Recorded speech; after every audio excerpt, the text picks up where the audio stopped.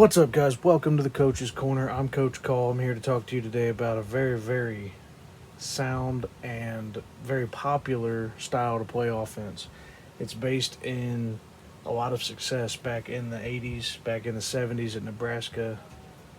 The biggest thing that we focused on in studying for this is to try to bring you the information you need, is the fact that this is one of the most popular, basic, fundamental offenses that is driven around offensive line being violent, physical, controlling the line of scrimmage, and just being a unit, a five-man unit that is just going to control those trenches and win you football games. I'm talking about the power I formation. Talking about just smash mouth in your face, going to get 3 to 4 yards a play. We're going to run the ball. We're going to do a little bit of play action passing off of it. But all in all, we're focusing on just ramming the ball up the middle. We're going to run the ball down your throat. We're going to win football games. Like I said, in the 70s, Nebraska made this very popular. They just overloaded defenses and would run basic run plays and just either down block or kick out or pull or do fundamentally sound things to give them the leverage needed to run the ball, and then build play action passes off of it, take the top off the defense every now and again. You're not going to throw a lot out of this offense, obviously. It's not designed for that. It's actually one of the weak points. It lacks long range passes. You might have one or two kind of over routes, drag routes, might have a corner. You might run something off of it backside with a fullback or a tailback kind of running a bubble route or a quick little Texas route or something simple like that, but it's all very quick. You can also tweak this. You can run a power eye. You can run a weak eye. It's just what it lacks in versatility as far as passing game.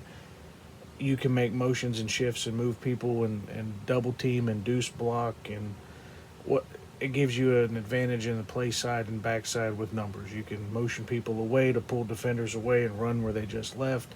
It really just kind of all depends on what you're trying to do, what the defense is giving you. Basic formation, pretty simple. We're going to run a center. Everybody knows can't have an offensive line without a center, right? Off of that, guard, tackle, guard, tackle. Basic five-man front. Every offensive line, those are the positions that have to be filled. Now, in a power I, you can run this out of a jumbo, double twins, or double tight end set, you can have a wing. There's a very many different ways you can line up in the power I. The thing that makes it the power I is your quarterback there, fullback there, tailback there. So you can't see that. Let me move the camera. All right. Quarterback, fullback, tailback. They're lined up in the I. That's what makes it the I formation. Okay? So, if you want to build this into a jumbo or a double tight set, you just put your tight end there, put your tight end here. Basic play call for this, we could just call this jumbo.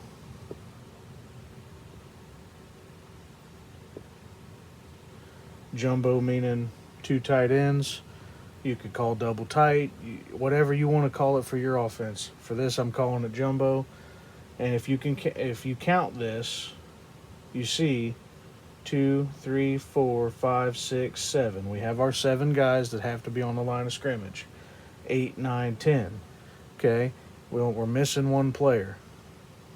This is where you have the versatility to move that one player around to give you an advantage. If you want it to be a strong eye, you can stack him off to the right here.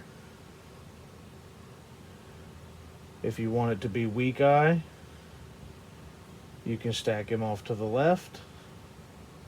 Just depending on where you want him, you can put him over here, lined up behind the tackle. Depending on what play you're running, you can put him. You either have the guard, the tackle. Not too many people stack them back here next to the tailback. I guess you could, but it adds that who am I handing the ball off to confuse the defense.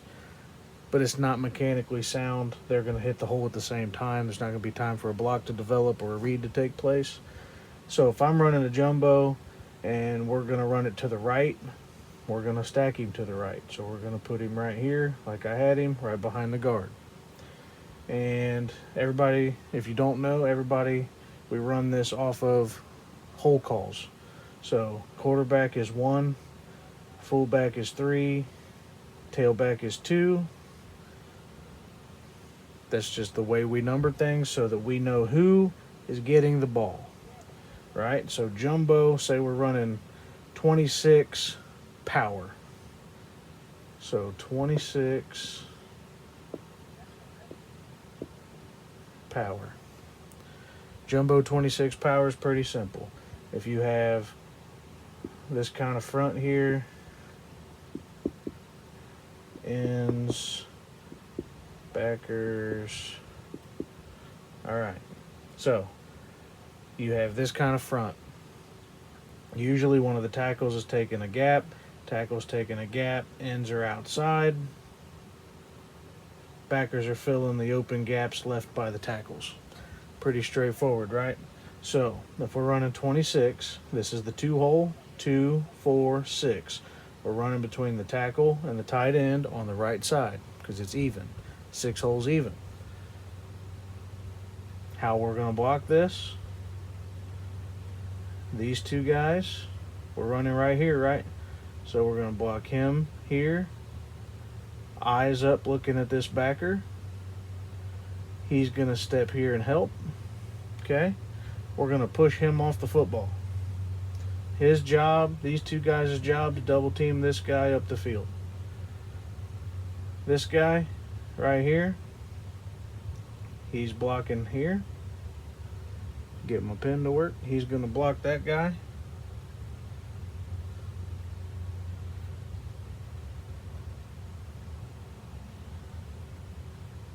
These 2 guys are responsible for these 2 guys.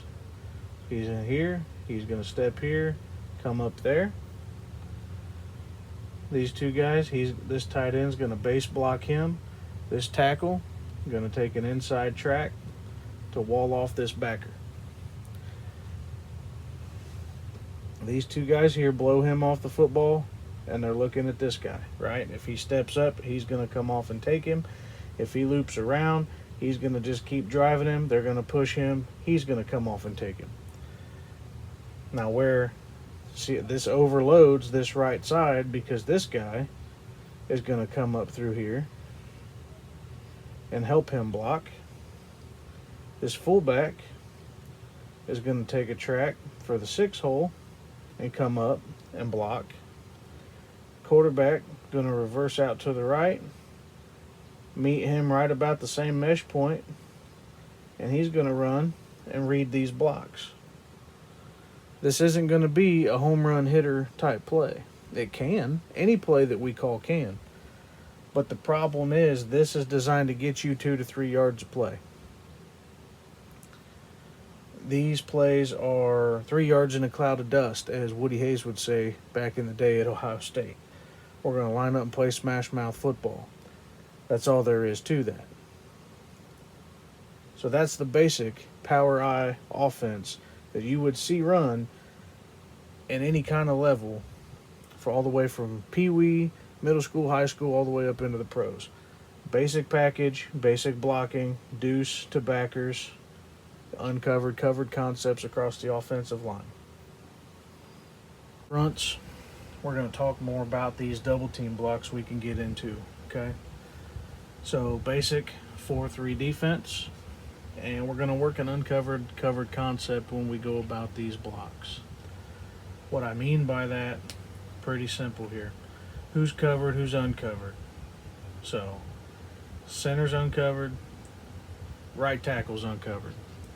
If we're running to the right, okay, and say our aim point of attack is somewhere between the outside shoulder of the center to the right and the midline of the tackle here. Okay, our aim point is right in this area for our back.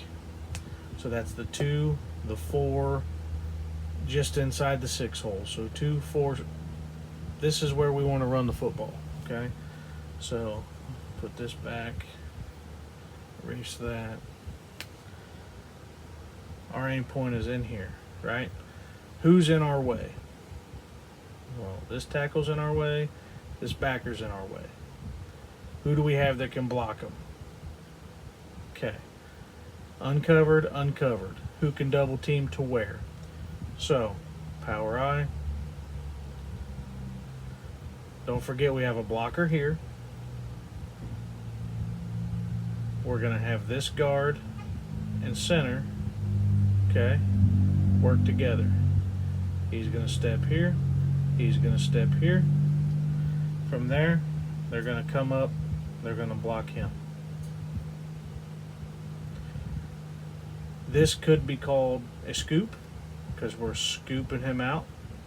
It's going to be just a dig block out, pulling him up the field. These two deliver the tacker to that backer. We can call that a scoop. So for this, play side, scoop. All right. These guys work together. This is double team number 1. Double team number 2. If we're running between here and here, we need to block this backer, and we need to block this end.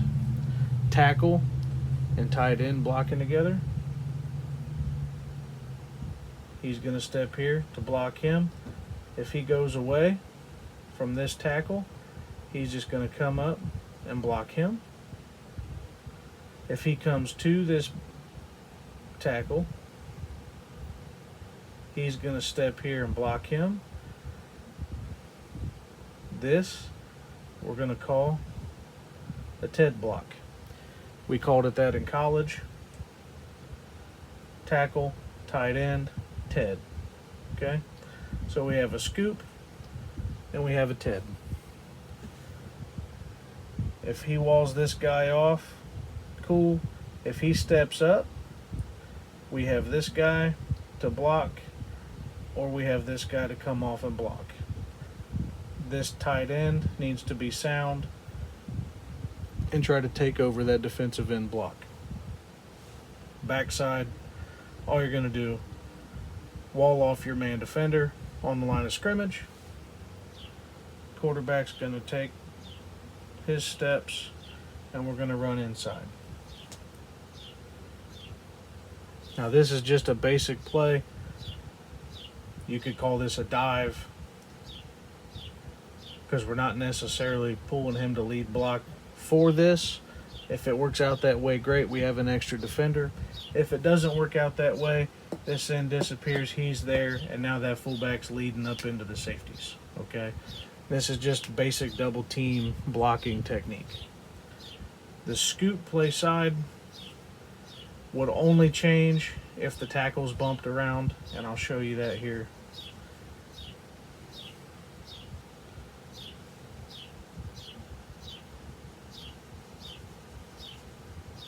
And here, I'll just start all the way over because it's easy. Easy peasy. Center, guard, tackle, quarterback, fullback, tailback, tight end, tackle, end. Put our backers in here. So, we're doing the same thing now. This tackle is bumped out here, and he's in between this guard and this tackle. Now, technically, this tackle's still uncovered. The center's still uncovered, but this guy flipped over from this gap to this gap. He's now shaded to the strength. We can block it pretty similarly. We take this guy. He's going to wall off that end. He's going to force him outside. This, like I said earlier, tackle and guard. We're going to run that tag block. He's going to step here. He's going to step here. We're going to come up and we're going to block that guy. This is where the double team can get playful, okay? In college, we called this a snatch block because the center is going to block back to this tackle, and the guard is going to take a drop step, come around the center, and pick up this backer. And that's a game we can play with the defense. We're leaving this guy unblocked. We think that our point of attack is stronger and faster than he can get there and fill the gap because we still have this fullback leading. Quarterback takes his step. These guys do their thing. Okay? Like I said, those are the tag. This is the snatch block. He blocks, he whips around. He's going to come up through. He's blocking the first guy, whether it's him or whether it's him coming across. He takes the handoff. He's reading what he sees. He runs to the grass, gets us yardage or points. It's a pretty sound blocking philosophy if you get these 5 or 6 guys here on the line working together as a unit.